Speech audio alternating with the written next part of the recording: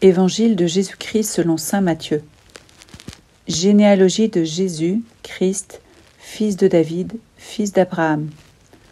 Abraham engendra Isaac, Isaac engendra Jacob, Jacob engendra Juda et ses frères, Juda, de son union avec Tamar, engendra Pharès et Zara, Pharès engendra Esrom, Esrom engendra Aram, Aram engendra Aminadab, Aminadab engendra Naasson, Naasson engendra Salmon, Salmon, de son union avec Rahab, engendra Bouz, Bouz, de son union avec Ruth, engendra Jobed, Jobed engendra Jessé, Jessé engendra le roi David.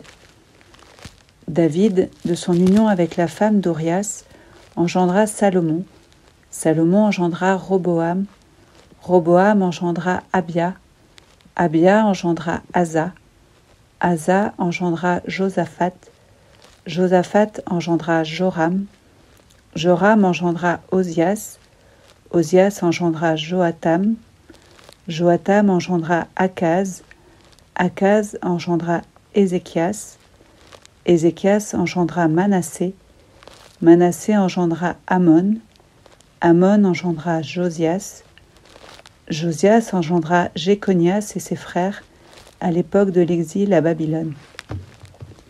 Après l'exil à Babylone, Jéconias engendra Salathiel, Salathiel engendra Zorobabel, Zorobabel engendra Abiud, Abiud engendra Eliakim, Eliakim engendra Azor, Azor engendra Sadoc, Sadoc engendra Hakim, Hakim engendra Eliud, Eliud engendra Éléazar, Éléazar engendra Mathan, Mathan engendra Jacob, Jacob engendra Joseph, l'époux de Marie, de laquelle fut engendré Jésus, qu'on appelle Christ.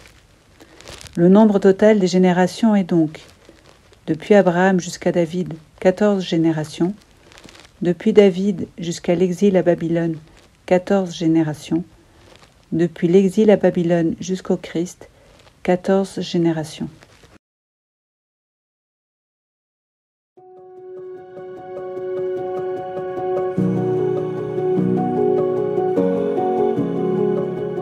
Nous rentrons aujourd'hui dans ces derniers jours de préparation à Noël où nous allons entendre les débuts des évangiles de Matthieu puis de Luc.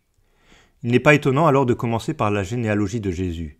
L'évangile de Matthieu fait le choix de replacer Jésus à l'intérieur de cette grande histoire de son peuple, le peuple juif, le peuple d'Israël.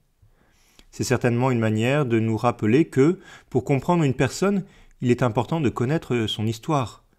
Une difficulté que nous avons souvent, comme chrétiens, c'est que nous connaissons bien peu l'histoire dans laquelle Jésus vient s'intégrer.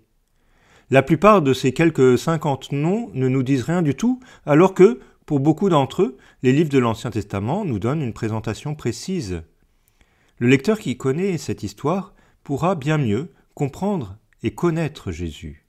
Alors peut-être pourrions-nous ouvrir aujourd'hui notre Bible pour aller lire l'histoire de l'un ou l'autre de ces ascendants de Jésus.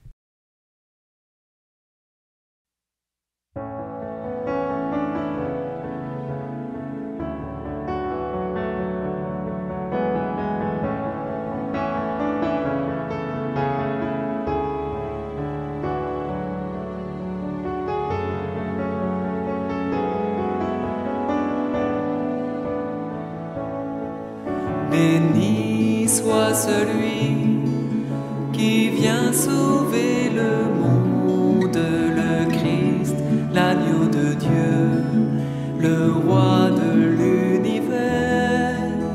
Gloire, honneur et puissance à l'agneau vainqueur pour les siècles des siècles.